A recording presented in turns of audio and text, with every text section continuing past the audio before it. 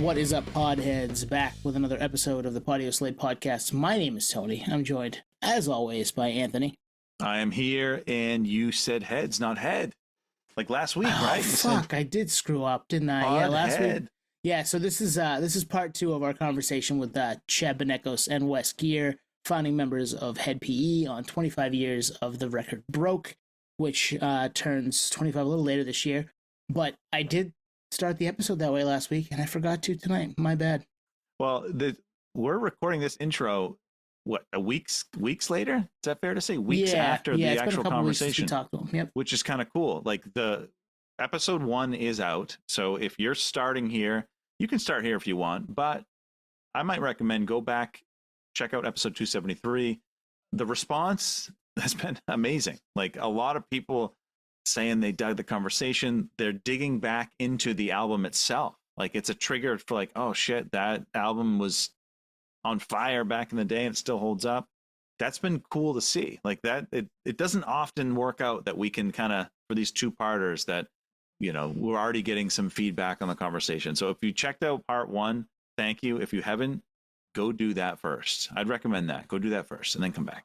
Yeah, really amazing that you're here from last week. If you are, really amazing if this is the first time that you've seen it, and you've now got some nerd homework to go back and listen to part 1, because part 2 is also awesome. We get into a bunch of different stuff. We talk about how they get the features, how they got Serj from System of a Down and Morgan from Kittie, how they Chad was smart enough to bring a little handheld camcorder on tour with them around the world, and has, you know, a ton of videos, a ton of hours of footage that he condensed some of it and put it on YouTube. It's called Touring for Broke. It's free. It's out there. Go watch it if you haven't.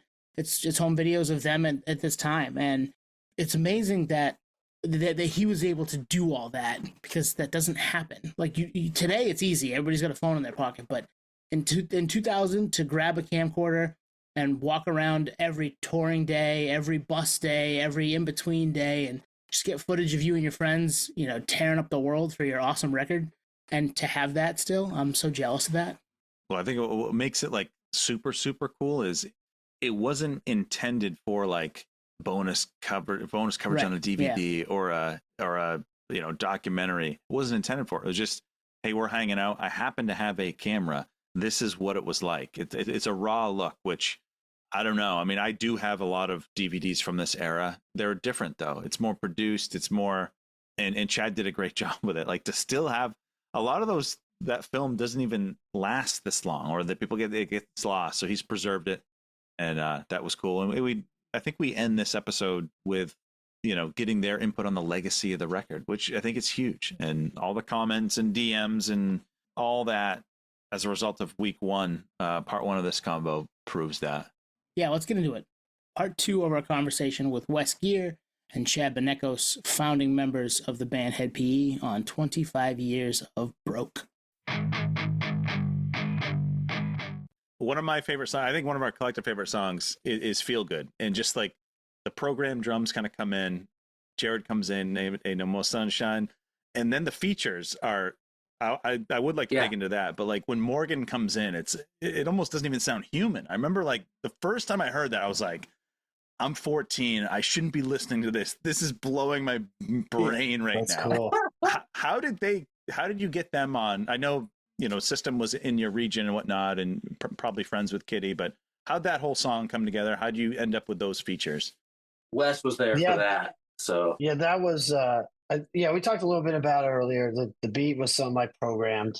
You know, it's funny because at the time there was a huge Busta Rhymes song that had that same kind of stop in it, bump bump bump bump, and it was like, ooh, are we biting too much Busta Rhymes? And it's funny because and there was a real contention for that, but it was like I was thinking about that recently, but nobody does that now. Nobody's listening to Feel Good going, oh, Busta Rhymes, like.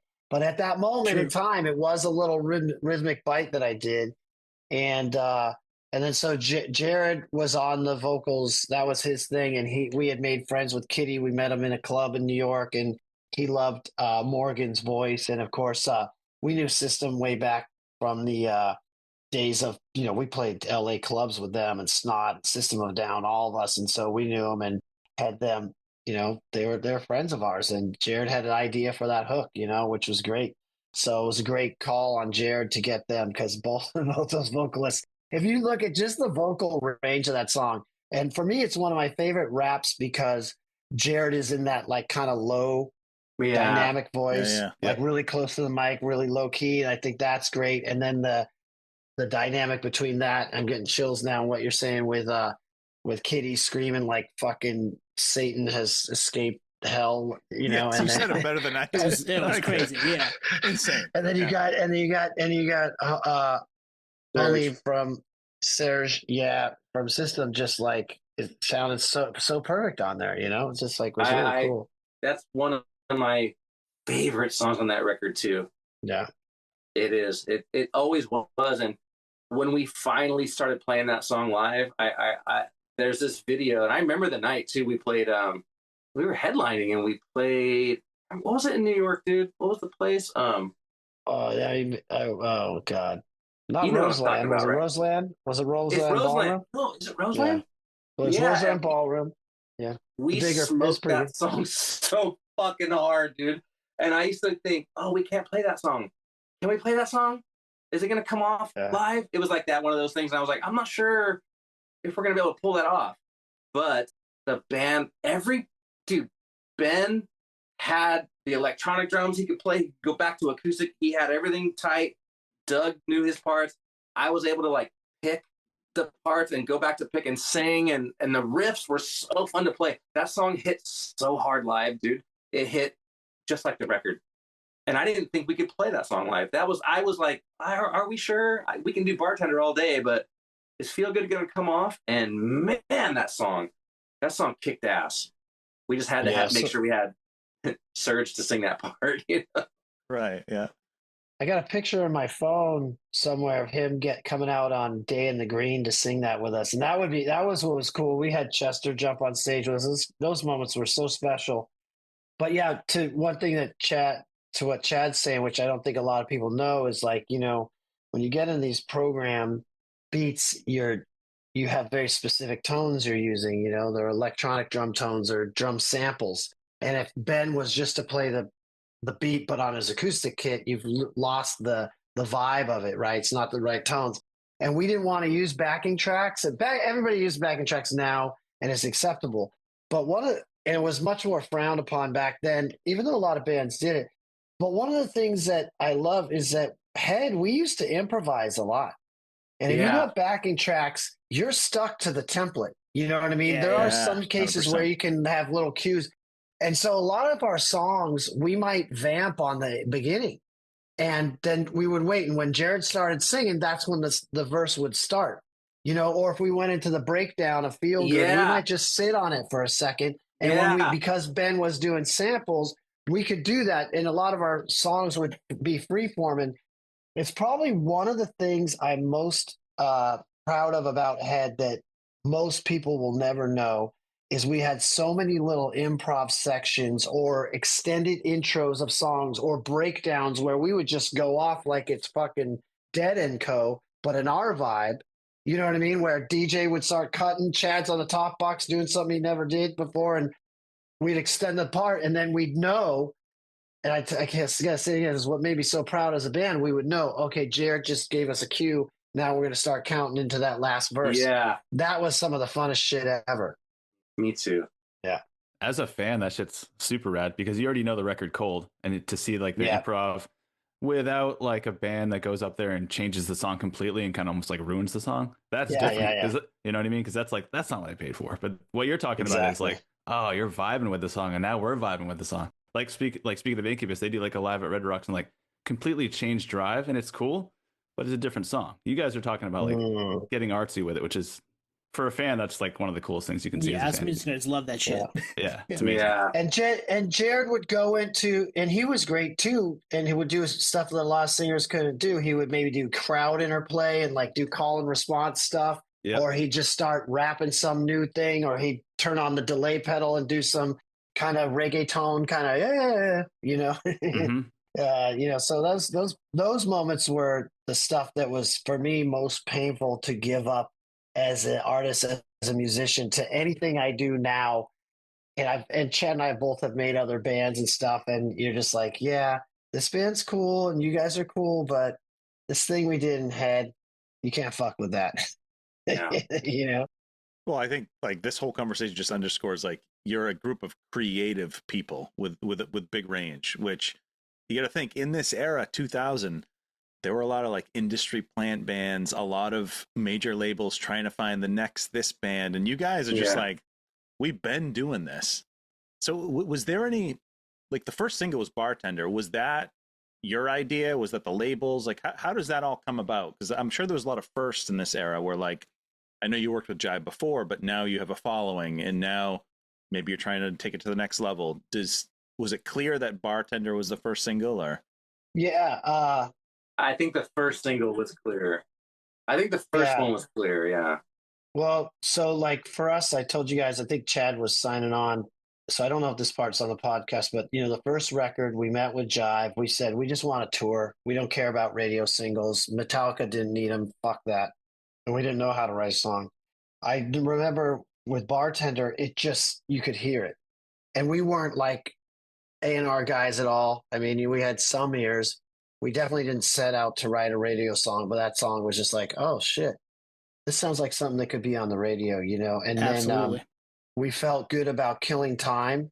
And then it's always kind of like a, in the realm of rock, a lot of bands, they would start out with like a harder song and set the tone and then like settle into a more melodic song. So it's like, do you do Killing Time first? Do you do Bartender first? So I remember there's some debates about that, but Bartender just kind of was like presented itself and we didn't have to think much about it. Whereas conversely, on the third record, Blackout, I remember we had submitted all songs and there was some contention about what would make it on the record, but there wasn't anything to go to radio with at all. And it wasn't, sometimes you can have great songs. They're just not stuff they're going to get spun on a radio. It doesn't even have to be like some pussy song, but any station just doesn't have that kind of like airplay thing. And me, and I think Chad's probably the same way. Artistically, I don't need it to be that. So I don't necessarily try to write that. But then when you're like, you get 3 records deep and you're like, well, we need something to come out with. Yeah, right. And we went back in and wrote Blackout and then whatever that other song was, we wrote 2 more. But this record, it just kind of did it. It worked itself out for us, And of course, the Meadow was like an obvious one too, which was a Chad Long Beach, Stony riff, which just came out so fucking good.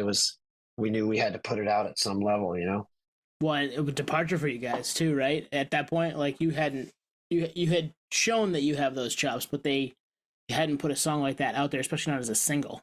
Yeah, not as a single, but on the first record, there was that song Hill, that was like a freak out psych song, mellow, and then there was that song Bitches, ironic title, but it was like a mellow song that Wes wrote, and it was kind of jazz.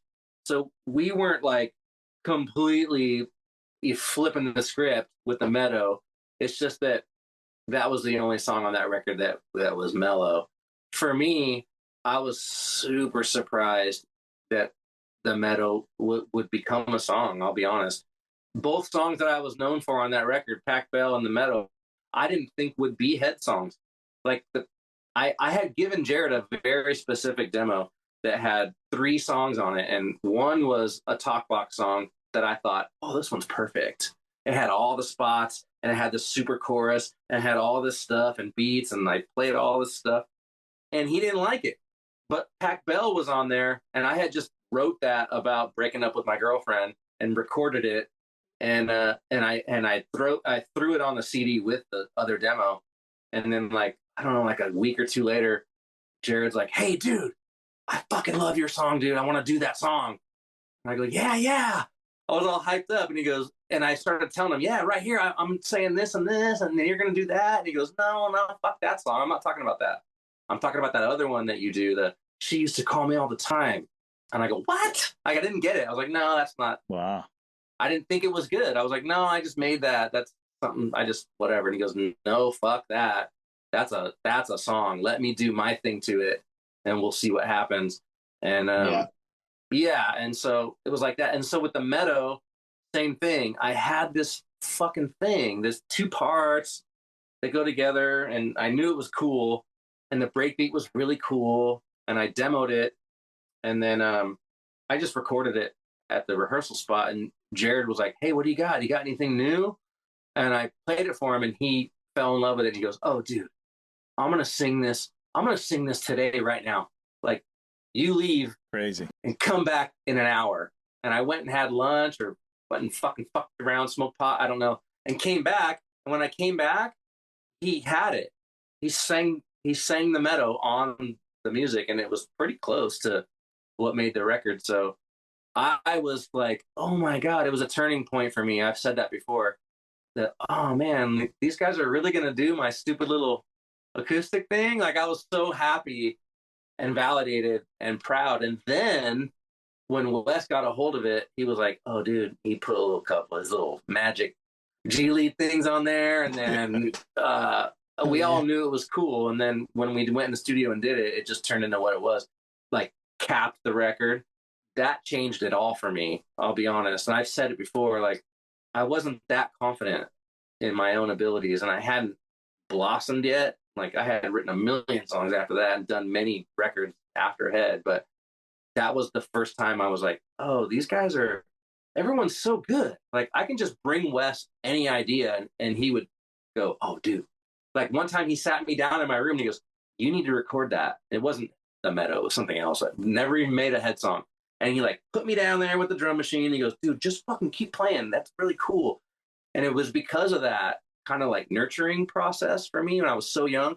I was like, oh, I can, maybe I can do it. But having a band like that, I mean, most people don't have that, you know? And that's why to this day, when I have a riff or I go, ooh, that one's tasty, this little progression, I don't know what it is, but I know it's something.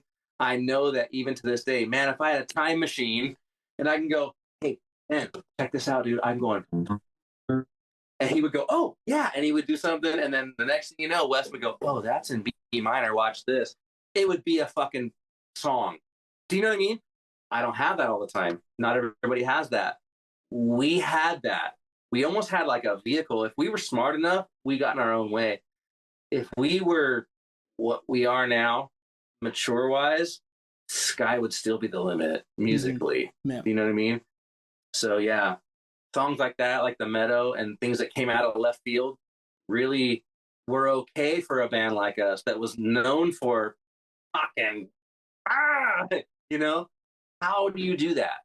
How do you go from a song like POS and Killing Time and then be able to play a song like The Meadow? There weren't many bands that could. You know? Yeah, there weren't many bands that could. And pull off both. When you heard The Meadow, what do you think, Wes?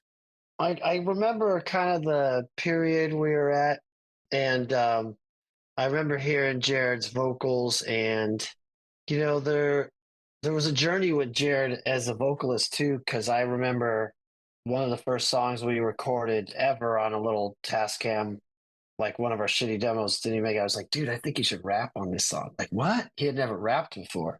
And so there was always this exploration with Jared because what he came from doing in his previous band, all of us in our previous bands, was so different. And so when I heard him on The Meadow, it was just so special. You know what I mean? Like, we were always into this kind of sublimey, you know, breakbeat, cool guitar riff. Chad had that on lock. It's dope. Nothing matters until the vocals go on it, right? Doesn't matter. And sometimes you have great songs or riffs and you're like, yeah, I love the riff and the beat. And then when the band put it together, it just didn't have that magic. When you heard Jared sing on The Meadow, it was like, holy fuck. Like, homie hit a whole other level with himself, how he flowed that part. Matter of fact, I played The Meadow. I'm getting chills right now. We played The Meadow. Yeah. With buddy singer of mine, Matt. But anyhow, it was this very, very, very, very special song. And it was Jared being soft, Jared being intimate, Jared being emotional. It's very poetic. And so I guess what I'm saying is that you get to see it on a couple levels. You're excited as a band to get to play it and, you know, and have that, take that out to the audience. I remember playing it in, I want to say Australia, and the whole audience sang it louder than our instruments were. You have those special moments. But then for me as a fan, like Chad's talking about, being a fan of Chad, being a fan of BC, being a fan of the guys I'm playing with, being a fan of Jared. For him, artistically, that was a very special moment, you know? It's a perfect closer. That's a perfect end cap to that album. Absolutely. Yep. Yeah. It lands like the plane of the album perfectly. Takes you on this wild journey, as we've discussed for the last hour. And then it lands it with that, which, I mean, I'm trying to remember like the first time I heard that song. I'm sure it was like, wow, did not expect that, especially at the end. Especially coming out of Jesus, right? And I mean, that song just kind of takes you for a fucking ride. And then you're like, all right, we're going to calm down. We're going to give you this kind of chill vibe to finish out. It kind of encapsulates what you were talking about earlier with the live shows too, just going in multiple directions. And then like Product just throwing in the samples with like the voicemail and whatnot. It's like, I don't know how he thought that would fit, but it fits. It works perfectly. He used to be so good because, you know, Product's a very special individual, very talented. And sometimes you're wondering, where are you right now, bro? Where are you right now? And then the next time he'll just be like, because, you know, you can't just put anything on a record. Next time he'd come in and we do a breakdown like on Ken 2012. We didn't put on the record because we would have had licensing issues. But he put this do do do do do do do. It's this, I can't sing, but it's a Stevie Wonder sample. And he's like, motherfucker, how did you know that was going to fit? So, but he had an ear. And so he was so great at dropping those little samples on so many songs. And he's off in his corner doing his thing. You know, Chad and I are like, what are we doing here? The band, what are you playing, BC? What's going on? And then Doug's over there, and all of a sudden he's just, bam, like, whoa, homie, where did you even find that? He just dropped that in there. So, yeah, those were always little special moments, you know? Hell yeah. Let's talk a little touring. Okay. Because I know I watched most of Touring for Broke. I watched bits and pieces of it when we talked to you the first time, Chad, but I watched more of it last week, knowing that we were doing this, and it felt like you must have gone everywhere. Anything stand out to you from that time? Good God. You want to, I mean, that tour to me was, it's bittersweet that time could fly so fast, right? That it could be so far away, in that was a really important part of my life, you know, huge. And like touring the first record was cool and everything. It was like a lot of firsts, but I really didn't feel like I was really in control or really myself as much as I did on the Broke tour. Everything was clicking so good. But yeah, dude, we had already hit the circuit. So we knew the States, pretty much every place we were going to play.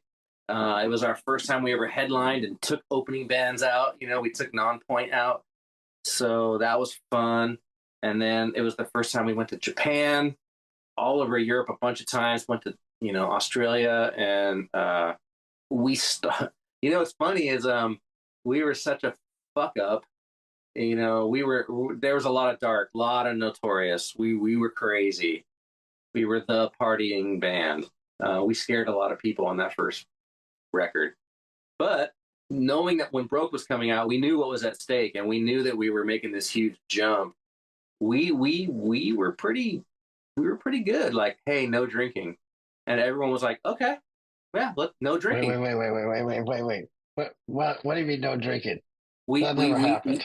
Yeah, well, maybe not Wes. He left out a part. You're the one. Sorry to interrupt, Ted. It was no drinking until an hour before showtime. Yeah, no, it was on. That's not what it was. Hold on, that's your version. We decided that we wouldn't drink before we played, and we did that for the very beginning. Well, maybe not Wes, but we all did. But what happened was, I mean, we played every night for a million times. I could have played those songs in my sleep, you know. So we got so good that it was like, well, maybe we can have a drink before we go on stage. Well, it turned into like, you know what? I'll take a beer on stage. So after 4 songs, I get one. And then it was like, well, bring a few beers on stage, right? And then it was, Wes, hey, we need to have at least one shot before we go out there. Just, yeah, you know? I mean. And then, so then it turned into that. But I'll tell you what, I only had one show, or never on the Broke tour. On the first record, there was a couple times where like it got away from me, hanging out with whoever, and it would be time for us to play, and I couldn't really do it that good. And I remember being able to like go, oh, I'm not playing guitar very well right now. Like I'm not fucking doing it. And I would go, fuck that, let me just concentrate. And I was like, oh, I'm drunk. Like this sucks. Yeah. And so I was on board. Like I don't want to be the one that fucks the song up, you know. So for the first good 6 months of touring for the Broke record, I don't know about everyone else. It seemed like everyone was on board. We were really good. Later, we started partying again, but it never really affected us musically because, fuck, dude, that band was so tight and so good and so locked in that I think Wes knew what he could accomplish and still play, and we all did too. No one was ever like out of their minds and couldn't do a show, you know? I only did that like on the first record, and then a couple times we did it intentionally, Wes and I, you know, like we're going to take drugs. And I remember telling Wes, no, what if I can't play? I told him, what if I can't play at all? And he's like, it doesn't matter, dude. We're going to play 1,000,000 shows, dude. This one's for me and you, just for us. And if it goes bad, it is what it is. And I was like, okay, you know, whatever you want to do. So I did that a couple of times in the early days before we were signed, or maybe we were signed, I don't know. But on the Broke tour, man, I just remember being so proud of the band. Every show was like a fucking clockwork, dude. Everyone did their thing great. Going everywhere was fun. Everyone looked cool. I felt really confident and seemed like sky was the limit, dude. And everyone had these big hopes for us. It wasn't until it started winding down and all of a sudden, like, you can go gold. We went gold, and that is a big deal now. But back then, you were a failure, dude, you know? And we were like, well, we could sell 500,000 records and be like depressed because here comes Papa Roach, who just sold 2 million. And Korn, your buddies who only do metal, they're doing fucking 2 million. Everyone's doing 1,000,000 records. What's going on? So at the end, we started to get like kind of like bummed, like, oh, are we not? What the fuck's going on? But for that whole cycle, for the main part of it, I remember just being like so fucking stoked.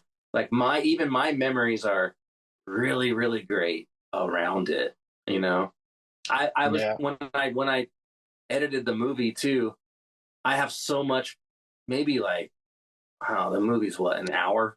Yeah, a little hour, an hour, like, 20. Yeah, I probably have 25 or 30 hours of footage. Wow. Yes, and so to cut it down and to not put anything weird, and you're creating this vibe, right? And then I was making the music videos.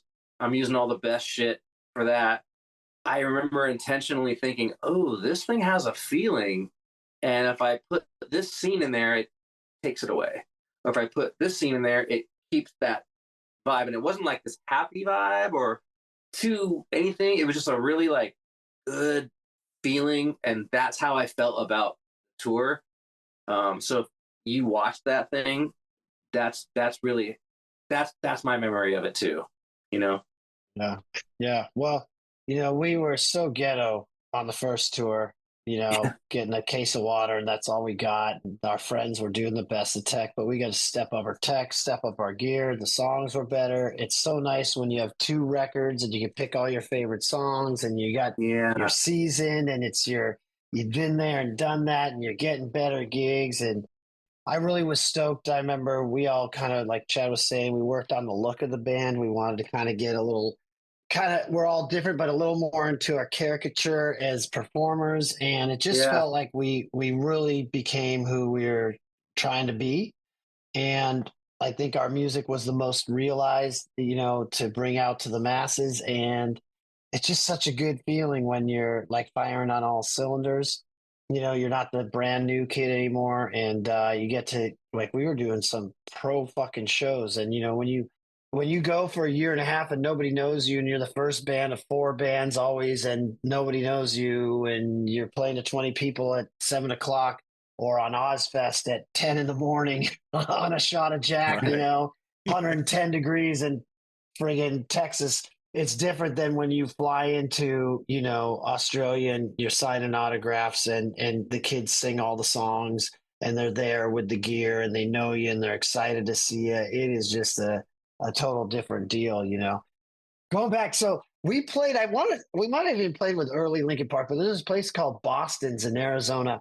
And So most of the places you play, they're clubs, if you're a club band like we were in the very beginning, and you show up and the bars close, until people get there. But Boston's, they serve drinks all day. And we're like, we could drink right now? Oh, wow. Oh, we'll start drinking. That's not going to be any problem.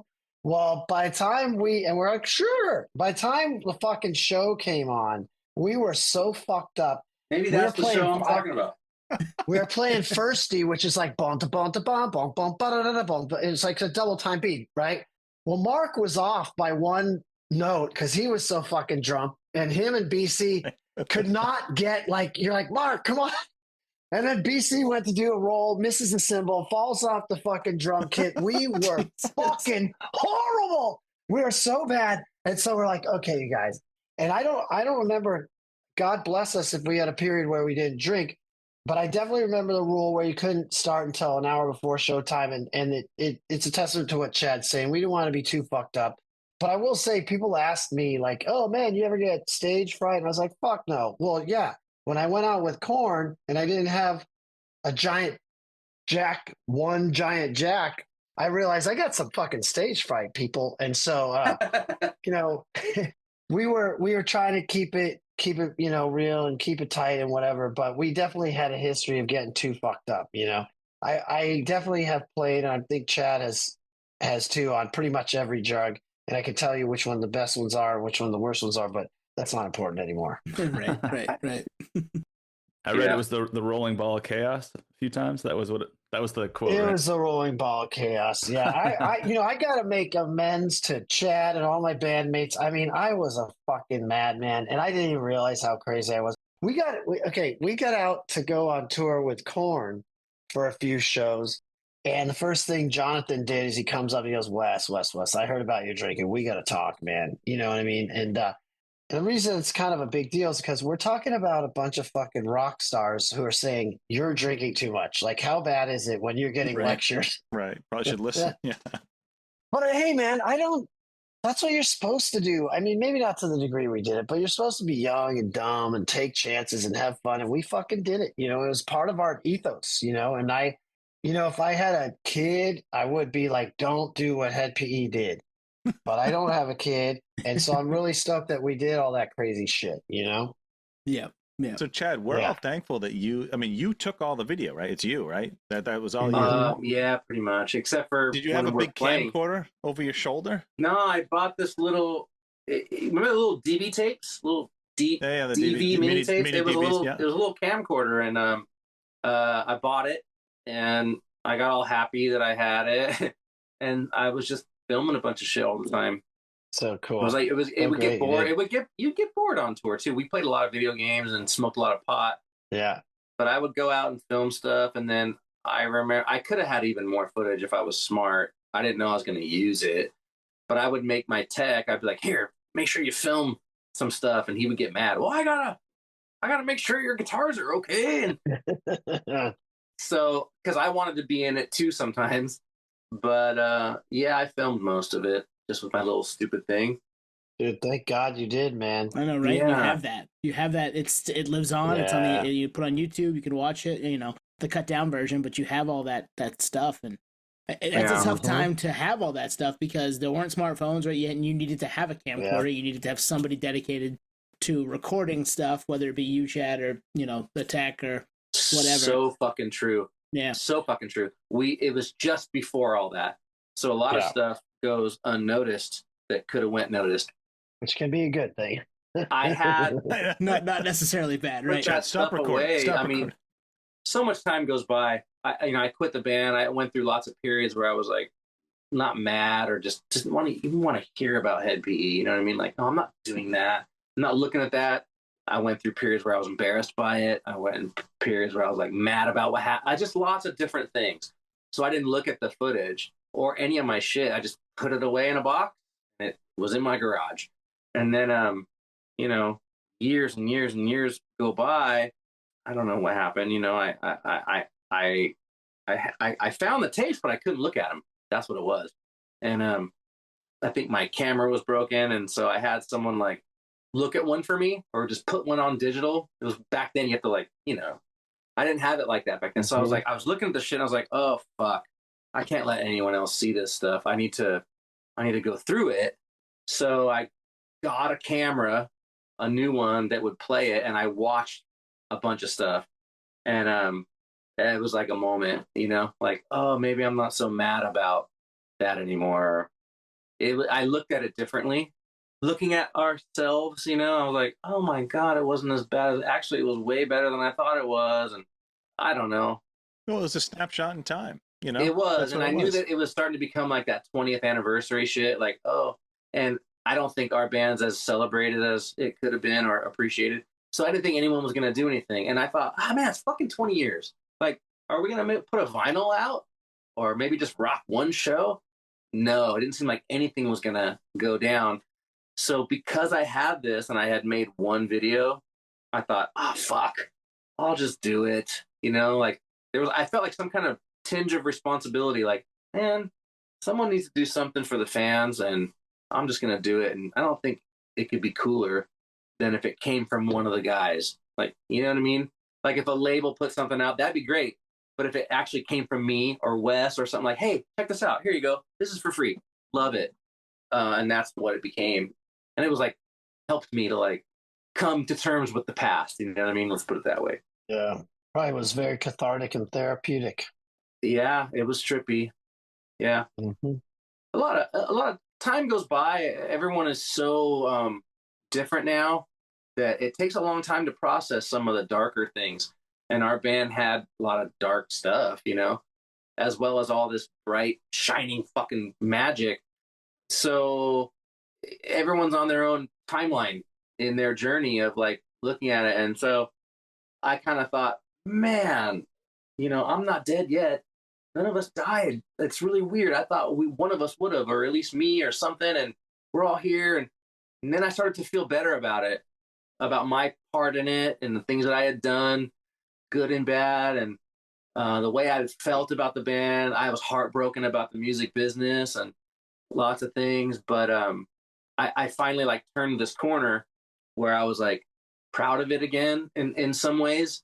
And right when that happened, I was going through some weird thing. I had a fire at my house, personal shit. But right when that was going on, all of a sudden, like Doug started calling me and he came over to my house and Wes was going through like a really great period, starting to his whole thing that he did, which was incredible.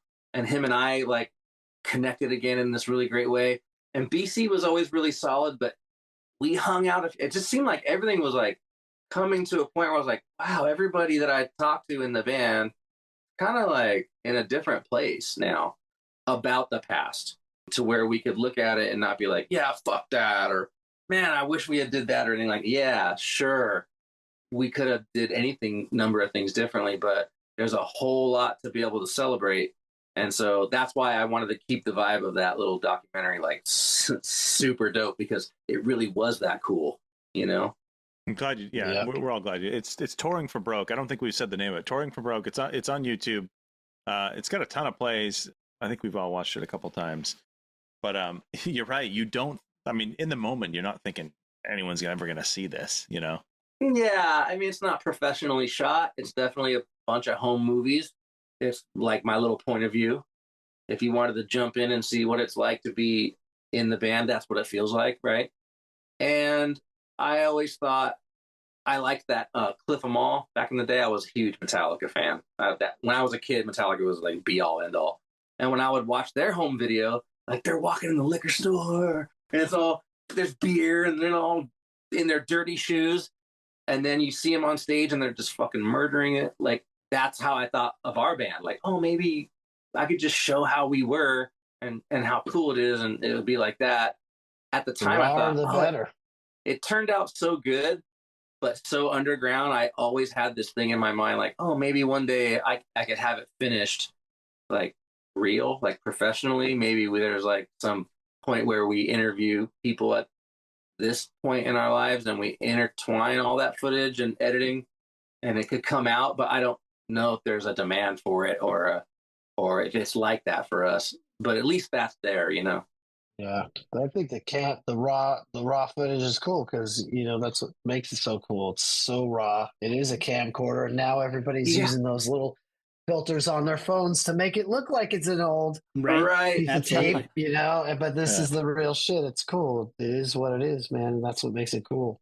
And you've got it. It's yours. It's out there for people to consume the smaller version of it, but you've got all those hours of footage from a time that, you were young and taking on the world, which is pretty cool. You can relive that whenever you feel like it. I wish I had it when we were tracking the record. I always missed having that footage because I think back to it and I'm like, I only have my memories of, when we were in the studio. And they get fuzzier and fuzzier, dude. Yeah. They get fuzzier and fuzzier. Well, one cool thing, like going back to making the record, that really is like a testament to Wes as like a guitar hero. I remember when we were tracking the Meadow, I had always intended to have Wes play the guitar solo in the middle. And on the demo, he did this little like jazzy thing. He just kind of did something real fast. And it was cool, but I always knew that he could probably do something better. And then when we were making the record, I was doing the wah guitar parts. There's a lot of wah stuff on there, like some spacey stuff, and then during the choruses. So I'm doing all the wah parts, and then during the solo part, I just was messing around because I was waiting for my next part to come in, and I just did this thing. And then we were done. Wes, I think it might have been you. You're like, that what you just played, that's the solo. And I went, no, it's not. No fucking way. And then Machine goes, no, what you played was cool. Maybe we should just keep that. And I went, I just couldn't fathom it. I was like, no, Wes is playing the solo. It's going to be a fucking guitar solo. Come on. And then he said, no, dude, you should listen to what you played. And then they left it. And I was all like, no way. Really? Like, I was so proud. Like, they would just trust me. Like, no, you played something good, dude. And Jared did that to me, too. In the early days when we made the Church of Realities record, we did a lot of it live. And I remember when we were doing the drum tracks, I would go in with Ben to play with him so he knew where we were. And a lot of my stuff that I played was all my scratch guitar shit. I just played a bunch of stuff. And when we went home and we were listening to all this rough tracks, Jared's like, I really like that. I really like that thing you did. I really like that part. Ooh, listen to that. Sounds like a spaceship. Oh, this and that. And I was like, yeah. And I was thinking, don't try to fucking, because I was going to go back and do all my guitar parts that I had fucking planned. And he goes, no, I think you should just leave a lot of that. And I go, you just don't want me to go, you don't want to spend the money for me to go play my parts. Fuck you. And Jared was like, it's not about that, dude. Like, you're not listening. And I go, no, I deserve to go play my parts. Like, that was just me fucking around. And he goes, if you would just sit back and fucking smoke a joint and listen to what you played and quit being an asshole, you might hear it differently. And he was right. I used a bunch of that stuff on Church. Half the stuff on Church isn't even me overdubbing. It's just they just kept my original tracks, and it made me feel like, oh, wow, you can do that? Like, I just didn't. You know what I mean? Mm-hmm. I didn't think you could do that. I didn't think they wanted me to do that. I was like, these guys are professionals. Like, Wes is going to go in there and lay like a godlike guitar part. I better go in there and just nail my shit. And they were like, no, it's cool like that. So it changed my view of like, oh, wow, things like that can happen. That's cool. Yeah. Yep. You recorded scratch tracks hoping you get to keep some. Usually you don't get to keep them. You knocked it out of the park. Got lucky. Oh, yeah. Sometimes you get lucky. Yep. All right, so let's wrap it up with this. We'll ask each of you to give us your thoughts on it. But how do you look back on it? We'll start with you, Wes. How do you look back on it 25 years out, broke? Oh, I'm so proud of the record that we did. I mean, you're kids, you're dumb, you don't know what the hell's going on. And the beauty of it is the combo of what you've learned and all the shit you don't know. So it gives you that kind of like beautiful mistakes everywhere, and it was a special time with my guys. We were such a brotherhood then. And, when we're talking so much about like the nostalgia of how it feels in the band, it's like, man, if I go back to like, I was 14 years old and I picked up a guitar and I'm like, I want to do this. I want to do it on a stage, and I want to make records. And my friends were like, "You don't think you can make it, do you?" And it was different back in the day. You had to get a record deal.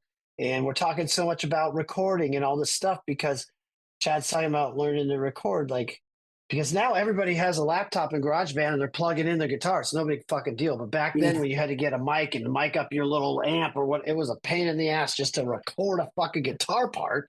So it was a big deal back then. And so, like, to have so many shitty bands.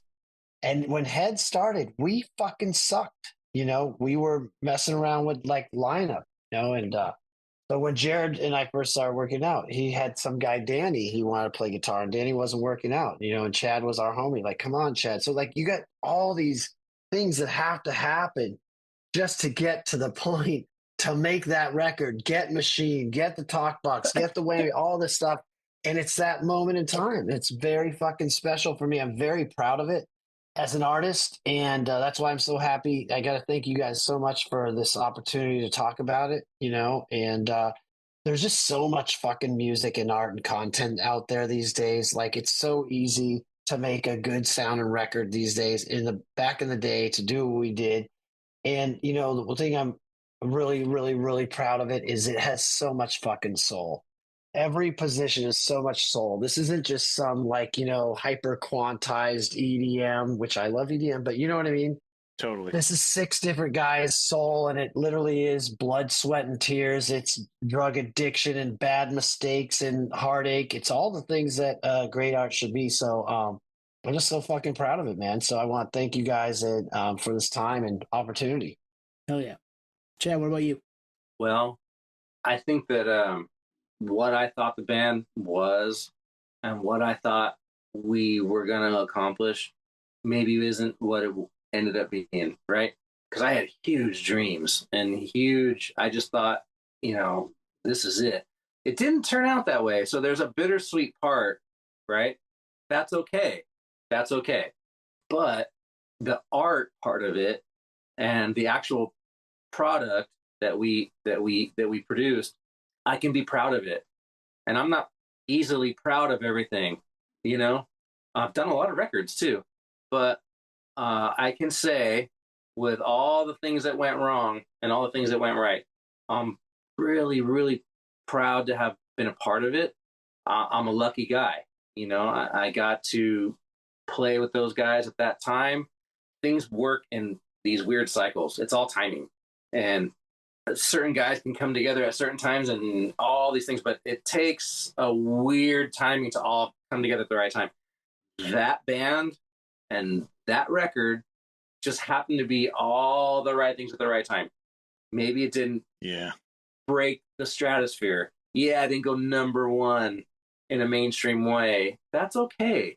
It doesn't mean that it wasn't magic. And I was there to witness it.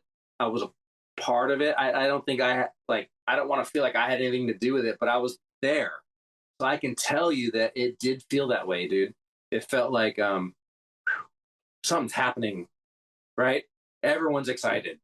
Every move we make seems to it's starting to snowball right now. All the songs turning out really, really great. Everyone's really in a good place where before we were kind of fucked up, right? The label really likes us. Every band that sees us loves us, unless they're scared, right? Which could happen. So I look back on it, and it's one of those things where, like, when people go, "What band were you in?" I don't ever want to say it. I'm like, don't worry about it. Because I'm afraid they're going to see something online that has nothing to do with me. But that record, if someone goes, "Hey, is this you?" Broke, I go, "Fuck yeah." Did you know about, you know what I mean? I'm like, I'm proud of it, dude. And I'm proud of those guys. I just, I've said it before and I'll say it again. And I'll keep saying it to the end. Mark and Wes and Ben and Doug and Jared, fucking top notch, dude. Like, I don't care as crazy as they can all be or whatever. At that time, those guys they were all so on another level. I was just trying to keep up. I was like, really? Am I right here right now? Am I good enough? So because I felt that way, I was like, I gotta bring my fucking A+. You know what I mean? Like I was diving in all the way, and maybe everyone else was doing that too. It seems like it because the shit that Ben played and the songs and the riffs that Wes had and the way Jared was approaching it, and just everybody was like, okay, this is it. This is where we're going. That one record, that's where we really did it. And I think we could have did it again and again and again. It's all could be's and should be's and whatever. But yeah, if I ever had to go, yeah, I was in that band, I would go, well, go listen to Broke. Oh, yeah. It wouldn't be anything else. Yeah. Love that's the line right there. Go listen to Broke. Yeah, I mean, our listeners are probably sick of us saying this, but when we do these deep dive retro episodes, it's for special records. It's ones that the three of us lived and breathed. And this one it's raw, it's edgy, it's got melody. There was a danger element to you guys back then. You know, we're 15, 16, but there was this, I don't know, just, it was a time capsule, and we still rock it. We still it was awesome. Love this it was record. Awesome getting refamiliarized and remembering I knew all the words. It was the best. It was so much fun doing this. Yeah, especially that danger element that Anthony just mentioned too. Like when we were talking about like how do you pick a single off this? The only other like record I could like put it against was like Eminem's Marshall Mathers LP. It's like, how do you pick a single off this like extremely dark subject matter, but the talent and the energy and the production and the creativity is like a masterpiece. You know what I mean? Like it's so good. People may not recognize it, especially at the time with Marshall Mathers LP. Now it's Rolling Stone's top 500. Like we knew, you guys knew, you knew that you were in your creative element at that time. But us as fans, we felt like we discovered it, especially in Maine, you know, East Coast. Like we're lucky to even get a single, and we're like, no, dude, check this shit out. And I remember like we were talking about it pre episode, like how we discovered it. Like for me, it was like on the way to track practice. My buddy bought it for $7 the week it came out. We spun it for a year straight. You know what I mean? And I know all the songs by heart. So for us, it's, you know, there's a lot of memory association with that record, and the creativity. Like we do this podcast because we're really into the music itself. None of us are musicians, which makes it even more ironic, but we really deep dive into why and how, and to have you guys on here to talk about it in depth for us is very special, and the fans too, everyone that listens to this podcast. Sweet. Man, I just want to say I know Wes is going to say maybe the same thing, but we're super thankful that people even give a fuck, because we flew under the radar, man. You know, we're up there with bands like Linkin Park and Korn and Slipknot. And these bands are selling 1 million records. We were there. We sold less. So nowadays, when people go, hey, Broke, man, and they want to talk about it like you guys are, I feel just like super thankful. Like, wow, man, someone fucking cares, you know, after all this time. And thank God, you know, that's cool, because we did put our whole lives into it, you know. I know Wes did. That was his whole thing, you know. All his greatest riffs, you know, everybody put their lives into it. It just didn't sell 1 million billion fucking records, but we're proud of it. Yeah, man. You know, the greatest art has nothing to do with numbers. It just doesn't. That, you know, and I totally get what Chad's talking about. It's just not a part of my attachment to it at all anymore. Yeah. I know what it did. I know what it did for us. I know how the record still sounds. And it's like, you know, think about it. Most of the best art in the world doesn't do big numbers. You know, the special shit does fly under the radar, and I'm okay with that. That's just the machine. That's the machine, man. Mm-hmm. What we have encapsulated in time, it speaks for itself. That's all that matters, you know. And I love hearing you guys' story and attachment to it, because I'm a music fan too. I know what it feels. We all know that, right? What it feels like, certain records, and how important you spin them all the time, how they change your life. And so it's really fun to hear that we get to be part of your lives. That's fucking cool. Dude, it was awesome. My buddy Andrew playing it at our friend Lindsay's house in her computer room. Just quiet enough so that the parents didn't come in, but just loud enough so that we could get the vibe. Like, it was fucking awesome. That's so pretty cool. That's cool. And I think when you're a kid and you want to play guitar and be a rock star or whatever, you don't realize that part of it. How much you're gonna touch people's lives, you know. So cool we got to share in that, fellas, together. Bonded for life, homies. Yeah, this is gonna live on. This is why we do this. It's getting your perspective on it, musician's perspective, who created it, lived it, breathed it, toured off it. This is awesome. We thank you so much. Thank you, Thank fellas. you guys. Yeah. Do you guys have anything you want to plug? Damn it. Do I? Do we? I don't know. When's this gonna drop? Probably a week from Monday would be my guess.